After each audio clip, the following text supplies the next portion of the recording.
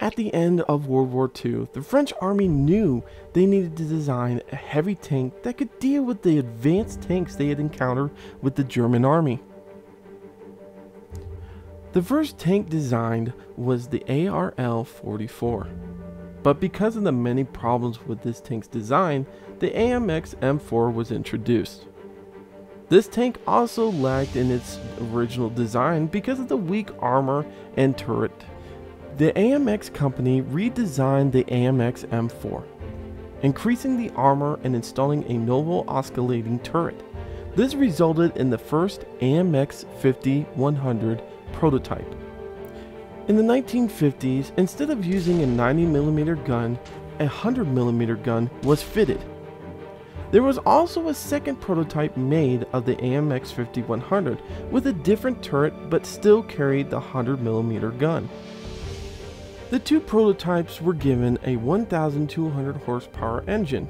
One was diesel and one was gasoline. After many tests with these engines, they failed to deliver the speed wanted by the French, only going up to 52 kilometers an hour. The AMX 50-100, though an improvement from the AMX M4, it still lacked the advancements of the American and British tanks. Eventually, a redesigned AMX 50-100 was made. It was called the AMX 50-120.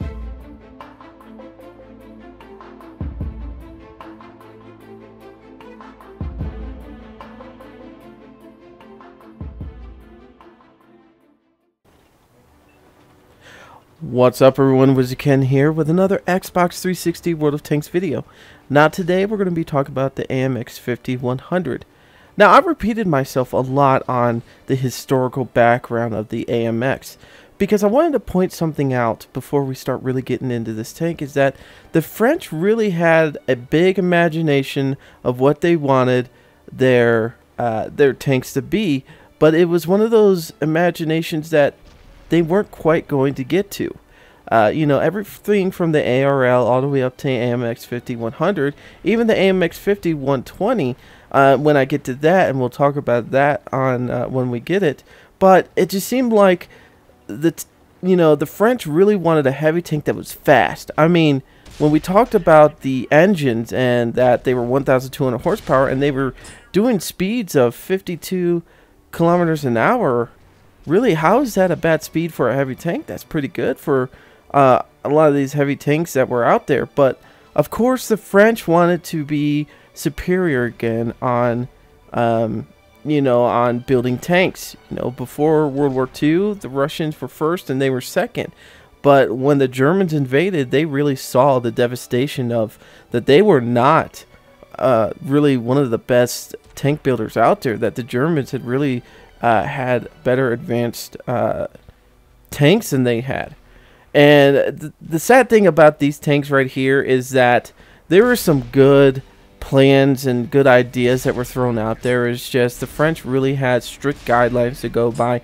I think they had to stay, every tank had to stay within 60 tons, and a lot of these tanks, because of that, suffered the armor that the French said that they wanted to have. They wanted to have thicker armor, but it would make them heavier. It would make them less maneuverability, or less maneuverable, sorry. They also wanted them to have a big gun, but, they wanted to change up, like, how quickly they could fight or shoot their gun off, and which allowed them to start building the, the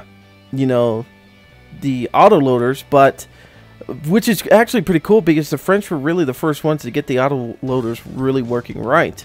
The Americans were still trying to figure that out. So they did accomplish a couple of cool things while trying to build these tanks. But to be honest with you, they spent a lot of time and resources trying to accomplish something that wasn't going to happen because they had unrealistic goals that weren't ever going to be matched at that time. Of course, later down the road, they could probably have built these things the way they wanted to in a realistic manner, but back in the 40s and 50s, it was just unrealistic. The technology wasn't really there and stuff like that. I mean, I know a lot of World War II opened up a lot of people's eyes, a lot of countries' eyes, to really sitting there and saying, hey, if shit like this happens again, we need to be prepared. I mean, we thought we were badasses, but Jesus Christ, one country almost took over the world, and they put a lot of us to our knees. And I think that's really what shook up a lot of design process and demands that could never be reached, because everybody was paranoid something like this could happen again very quickly. Anyways, let's start talking about this tank. I thought it was just really interesting to just the patterns that the French took on building these tanks. Now, of course, prototypes of these tanks were made, tested, and of course, eventually pretty much scrapped and rebuilt again to make a newer series, like the AMX 5100 went to the AMX 5120. Now, the hit points on this tank is 1,400, which isn't bad. The price of this tank is pretty expensive. It was like, I can't remember, 2 mil or something like that. It's something ridiculous. Anyways, the speed limit on this thing is about 51, like they were talking about. Historically, they got up about 51, which is really nice. This tank is has a very good mobility to it. When we get to the AMX 5120, the historical part of that tank is it was very mobile. You know what? The French actually thought that was going to be the new European tank. So, to be honest with you, the AMX 5100 I thought was a pretty neat tank. I just think they had problems with the turret design and stuff like that. Anyways, the whole armor on this thing is 90 in the front, 35 on the side, and 30 on the back. And the turret armor is 90, 30, 30. Now, a lot of you will sit there and say, wow, that's a decrease from the last. It kind of is. You know, they're trying to design a newer tank off of an old body, and it kind of sucks. And like I said, they had a lot of restrictions from the AMX company, had a lot of restrictions from the French army, and no matter what they did, they were either going to sacrifice armor for speed, or they were going to sacrifice speed for armor. Like I said, the technology wasn't really there, and the French really hadn't had a great run with heavy tanks because they've never really done one before. The view range on this thing is 380 meters. The let's see, the traverse on the tracks is 32 degrees a second, and that is the same as the turret's degree, which isn't bad at all. And the signal range is pretty awesome, 750 meters, so you could pretty much pick up anything around this map, around most maps and stuff like that. The chances of fire on this thing is about 20%, but to be honest with you, I rarely catch a fire on this thing. It's mostly getting ammo racked and stuff like that, but we'll talk about that as we look at the armor and different things like that. So let's go ahead and start talking about the weaknesses of this tank. Right now, I have the 100mm on this. I've been playing this tank a lot before, you know, I actually recorded this video. Unfortunately, I was screwed up because I got a new equipment, the Elgato. I thought it was going to be an easy, you know, setup and working process, and actually it was a lot harder than my other thing. And to come to find out that there is software problems that other people are having with this Elgato, so it's one of those things that are going to have to be worked out with the company over time. So it's like these AAA things, you know, games that are coming out. They're great, they come out, but they have so many problems that you can't even play them until they patch them like 5 times. Anyways, enough venting about new games. The AMX 5100, like we talked about, is very weak on the armor. I mean, you're going to have to really angle this tank to do anything, but there are some spots on here that no matter what you do, you're going to get shot. Starting on the upper plate, of course we know the lower plate is going to be a shitty spot. I mean, it is angled, and I have ricocheted the lower plate, but not very often. And even the upper plate, I don't ricochet very often unless it's lower tier than when I'm playing. Now on the right side of the hole, you could see there's a viewport on the top, and that is where your driver's going to be. So that is an easy spot to shoot.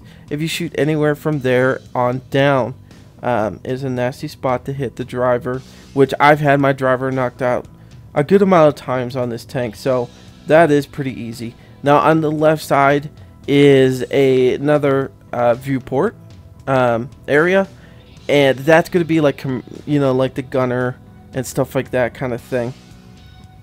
Now, this turret is pretty much the same thing as basically like the T-57 turret. They took pretty much the same design as the T-57 and tried to make it better. Eventually, they do figure it out with the 120 millimeter, but this turret is pretty much the T-57 reincarnated as a French one. So you're going to have problems with the turret ring, just like the T-57. It's very easy to shoot out the turret ring. It'll make this thing go a hell of a lot slower or even knock it out. So all the way around this thing, the turret ring is easy. Even though you can't see it, it is very easy to penetrate that round smiley faced area right underneath the gun. Now, one thing that these pictures won't show is on the left side and the right side of the tracks. Just like on the Churchills, that's an easy spot to hit and also damage this tank. At the top of the turret, as we look at this thing, there are a couple other spots that are really easy to penetrate, in the sense of, you know, every time you hit them, they're going to pen. But they are harder to hit in the sense that they're small. They're just small spots. So, of course, the commander hatch is an easy spot to hit, but it is rounded. You will ricochet a little bit here and there. You can hit this little gun port on the top where you have these two machine guns sticking out. That's an easy spot to kind of hit. Now, you can see, like, on the side where the turret is allowed to rotate up and down, there's, like, these big round cylinders on both sides. And they are actually easy spots to hit, too, if you're shooting at the turret. Pretty much, I mean, the turret is rounded. It's very rounded. It's like a smiley face going all the way around. There's no real just flat spots on this. It's pretty nice design, but because of the lack of armor and stuff, it is very easy to pen. I have been penned there very easily, and even the front upper plate is very angled, but it's very easy to pen. So really, to be honest with you, the AMX 5100 did not increase in armor. You know, as we talked about the AMX M4, it really, to be honest with you, still needs to be a supportive tank. It needs to stay in the back and play it safe. So let's move to the side.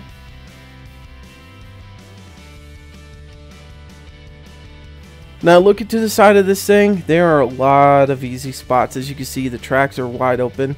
So starting at the tracks near the hull, that front wheel of the tracks, the main wheel, is going to be easy to shoot out and track the person and also damage them.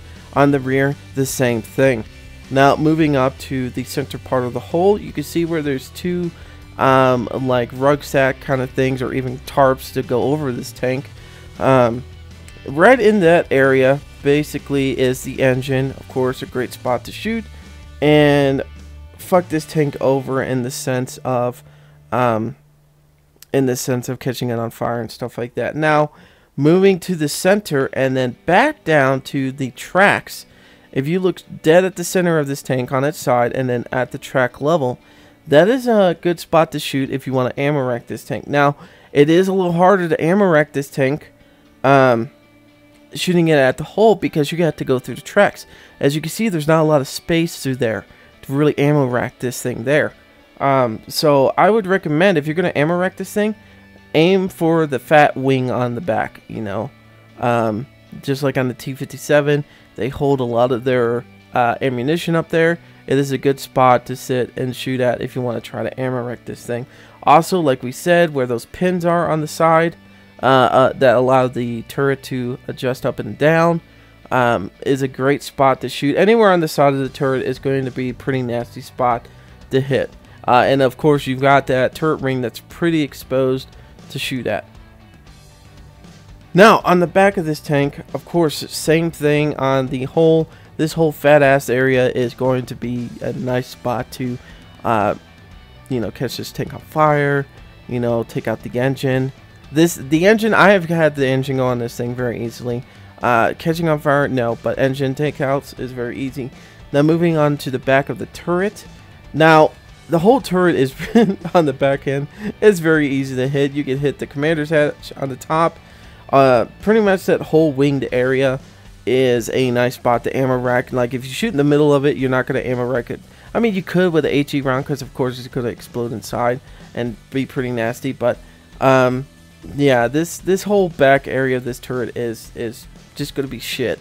In the sense of ricocheting anything, it's going to be an easy hit. Now, of course, moving to the side of the tank, same thing as the other side.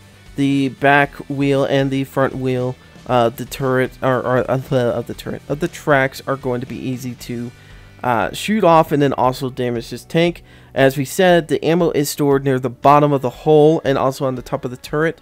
I recommend shooting the top of the turret if you want to try ammo racking this thing. Plus, you know, with the HE rounds and shooting at the turret, you're going to take out a commander, you know, a gunner. You're going to take out ammo, you know, you're going to do some ammo rack damage. You're going to do some nasty damage. If you're in an FV, I'd highly suggest trying to aim for the turret on this thing. You're going to have a better chance of fucking this thing over that way.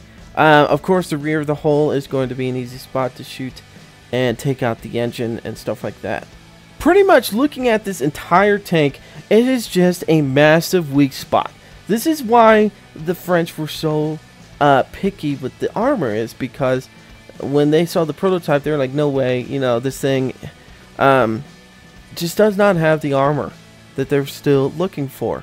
And the problem is because they're so picky with the armor, they're also picky with the speed, and they're being crappy about one or the other. You know, either get the speed or get the armor. They just didn't have the technology to have the bigger, you know, engines, and also the different gearing, and of course the suspension and the wheels and how they're designed also affects how these tanks are mobile, their mobility down the tracks, because they really wanted to have a tank. To be honest with you, the mobility wasn't just because of speed, but because of the terrain in Europe and stuff like that, the hills and everything.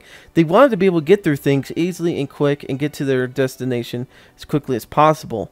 And you know, and that's understandable. You know, you want a reliable tank that's not going to get stuck every fucking 5 minutes kind of thing. So anyways, let's talk about the packages on this thing. Now, we do have the, like I said, the 100mm on this thing. And we're going to talk about the, you know, the tank without any upgrades on it, the standard tank. Now, you get the 90mm, which does 7 rounds a minute. Does 170 in penetration, 240 in damage. Now, not a bad little thing. Does an accuracy of 37 and aiming time of 3 seconds. 3 seconds does take a little while to get going. Now you will have this does take a little bit to upgrade the AMX 50, the 90mm. This is the tier 8 90mm that you got on the AMX M4. You do have to pay for this one because you are upgrading the engine on this one, so it does kind of suck that you have to wait to get your 90mm, but or your bigger 90mm. Now this one does still the rate of 7 rounds a minute. It does do a nice penetration of 212 and 240 damage. If you get to use this thing and not free XP all the way through, it isn't a bad barrel. It's still pretty decent even against tier 9s. Tier 10s you're gonna have a little bit more difficulty, but tier 9s it's still not that bad. It's still a pretty decent gun. Now it does go to 0.3. Just the accuracy goes from 0.37 to 0.36 to 0.41, which is a nasty fluctuation on this tank. That's kind of nasty to have. Moving to the last barrel or last gun, it does get a little bit better with the accuracy, 0.34 to 0.36. So a little bit better accuracy than previously. You're not going to have too much of a stray here and there. I don't usually have a problem with it. Now, your rate of fire does go down to 5.42 rounds a minute. Technically, you do get 6 rounds in this gun. Or, yeah, in this gun, because it is an autoloader. All these are autoloaders once you buy the tank. It is not, you know, you're not having to reload every couple seconds and this and that. This is a nasty autoloader, but once you get to the 100mm, the 90mm is about, I want to say, 38 seconds. Once you get the 100mm, it is almost a minute long, 48 seconds to reload. This is a bitch reload. Your crew needs to be up on their, you know, reloading and skills to help reduce that a little bit, but you don't get a gun ramming drive because this is an autoloader. You don't get those on here. You still get a vertical stabilizer and stuff like that, and gun laying drive to help with the accuracy and aiming time a little bit better. But yeah, the 48 seconds does suck, but you do still get 6 rounds.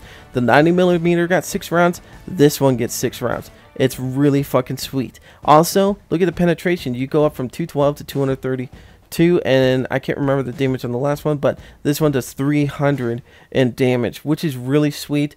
It does a nice amount of penetration and a nice amount of damage, and with 6 rounds, that's pretty nasty. I mean, you're looking at 1,800 damage if you get every single round off, and you only roll a 300 damage, and that's not including ammo racking and getting those extra high rolls and stuff like that. So not bad at all in the sense of being able to do a good amount of damage. Now, I said that this tank is mobile. It does do 51 kilometers an hour, and it also does you know, a really good traverse speed of 32. You can get in and out of situations very quickly. So all in all, I think this tank is pretty sweet tank. As I stated before, there are a lot of flaws with this tank, but if you keep it back and you use it as a supportive tank and snipe with this thing, you will do just fine. I like to go into situations, and we'll do some videos on it. The first couple videos were kind of shit on this intro part because I was just getting bad games after bad games, but hopefully we can show off really the mobility of this tank, because I like getting in there. I could shoot up some people and then I get the fuck out of there. It's really quick on retreating and then getting back into the fight. The crew is the same crew as the M4, and we got a couple of heat rounds for just on standby, just in case, but I really don't use them unless I really have to, because that 48-second reload is a bitch. Small repair kit, small first aid, and a manual fire extinguisher is what we've put on this tank. Equipment. The only thing I have is that vertical stabilizer and enhanced gun laying drive. Now, the other thing that I would recommend possibly putting on this tank is the toolbox, just to help repair things a lot quicker. Right now, I'm not going to buy one, but because I'm, you know, getting on my ways to getting to the next tank, we'll look at that real quick. I'm about 1,220 for the next tank, so that doesn't, I mean, that seems like a lot, but for me, it's not going to take me very long to get there. Anyways, so let's take this thing out and put it to the test. Alrighty guys, we're on the Abbey Standard Battle. Not particularly a good map for me to be on. We are top dog, and the only thing really I don't want to see is really the T-32. Everything else isn't too bad. But anyways, I wanted to apologize real quick, guys, just for, you know, this last week, just not uploading as much as I have, and just not being as talkative on the comments and stuff like that. It's just, ever since I got this Elgato, I've been wanting to get it to work. If I sit there and just let it, you know, I fix on it here and there, I'm never going to get it working right. Like, it's just gonna be crap. And I really need it to get working so I could live stream, and also I could record with it. And I'm actually recording with it now, so I think I figured out most of the stuff that's wrong with it. The other stuff I can't fix because it's actually a software issue, and I've looked a lot of this stuff up. Other than that, it's a really awesome machine. There's a lot of cool things that I can use on it. It's just, in the end, yeah, there's just software issues that really need to be addressed and fixed. So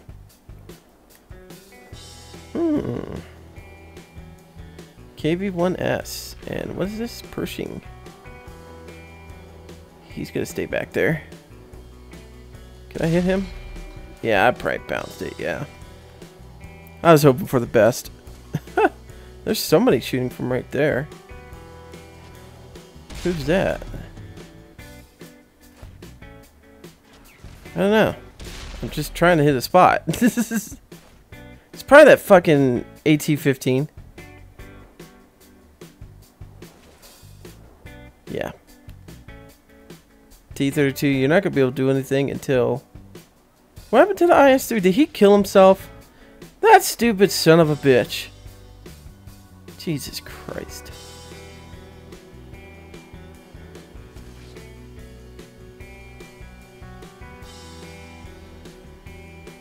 Yeah, we're gonna have to back up, dude, because there's not much we're gonna be able to do. And we got Artie coming after us. I'm not staying here. Not gonna stay here. They're pounding the shit out of us. Wow. Wow. T-71 survived because George Washington just saved his ass.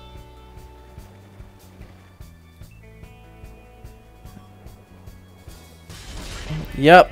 Somebody fucking saw me. Because... Yep. I'm gonna die. Probably gonna die. Gotta get out of here.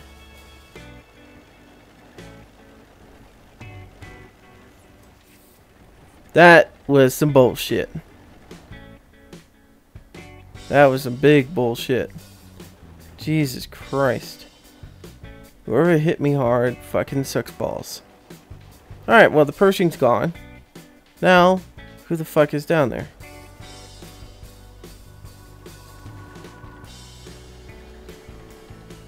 Come on, T-21. Yes, I know, but I can't do anything for you, dude. Really can't. That T-32 who's being a little vagina right now is, yeah. Of course, it's a RHM. The other bastard I should have said I was worried about, because, yeah. That's a nasty tank. Alright, moving away.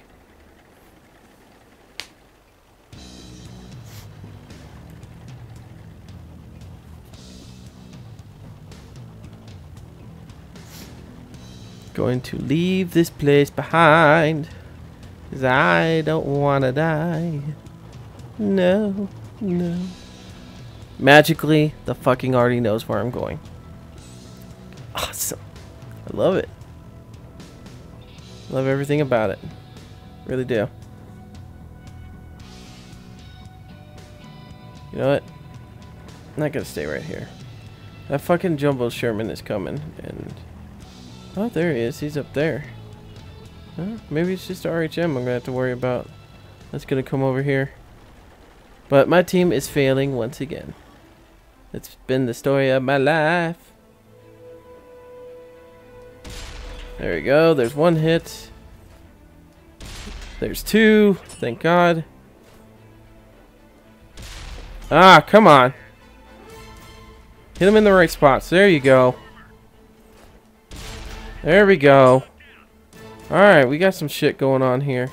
Yeah. Black Prince, can I hit you inside there? Ah! I hit your tracks, but not enough to hurt you. That's alright. Now the reloading. And I've been spotted. I need to go hide. I need to go hide before the Black Prince, like, blows my ass out of the water. Come on, hide. No one can spot us. Thank you, game. I'm just waiting for an Artie show to go boop. Just finish me off. Oh, Jesus Christ. I hope you guys are doing well. I miss you guys. I can't wait to really get back on and start commenting and stuff like that. And I will be able to do that since I figured most of this shit out. I still have problems with it here and there, but in the end, it's not too bad. Eat shit. Eat shit. Eat shit. Eat shit. Eat shit. You son of a bitch. I'm going to chase you down. You're going to fucking die. You son of a bitch. Oh my fucking God. No. No. No. Damn it. Well, that sucked. Alright guys, 14,247 in silver, 679 in experience points, which really sucked balls. Yeah, I did the most damage out of everybody. The T-71 actually kicked really major ass, so I give him props. We did 2,297 in damage, 14 shots fired, 11 penetrated, so not too bad. Not too bad at all. So we damaged 4 enemies, destroyed 2. So I didn't have the greatest start with this tank today with you know, just dealing with everybody's bullshit. Swear to God, my teams are always fails on ×3 weekends or anything like that. It's just like, are you serious, guys? Like, we didn't have to die, but we did because people are scared to do things, or they do stupid things. Anyways, in the end, I really like this tank. I know it looks like a very weak tank, and it is very weak. As you saw at the beginning of this level, I got shot pretty hard and pretty easily and was getting my ass kicked. But once I got into a position where I had control of the situation, where I was able to shoot at people, you know, I did some heavy hits, took some people out. It's just Abbey's not a perfect, great map for this tank. And, there's some maps out there that aren't great for, some tanks, and it's great for other ones. So it's just how it rolls. But anyways, guys, I will be continuing to catch up on my comments and be posting more videos. I have a 3-day weekend coming up, Tuesday night, or Monday night, Tuesday night, and Wednesday night. I will be continuing to record and post things. We will be back to normal today, pretty much, like today and the rest of this time. The next subscriber party will be in December sometime. Don't know when, probably early parts of December. I'll let you guys know when I know. And then Twitch live streaming. I'm probably going to do something either Monday night or I will start it on Tuesday night. I'm not sure yet. Or I might do Monday, Tuesday, and Wednesday night. Who knows? You guys might just get a whole, 3 days of freaking watching me do some Mortal Tanks.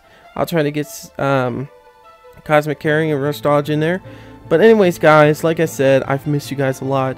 I'm sorry, but, when I get new things in, I have to get them working right away, because if not, I'm going to have problems further down the road. And I sacrificed uploading to get this fixed. Now it's fixed, and we can continue what we're doing and make this channel better and better. I mean, without this machine, I wouldn't be able to live stream. So there is a plus for getting this.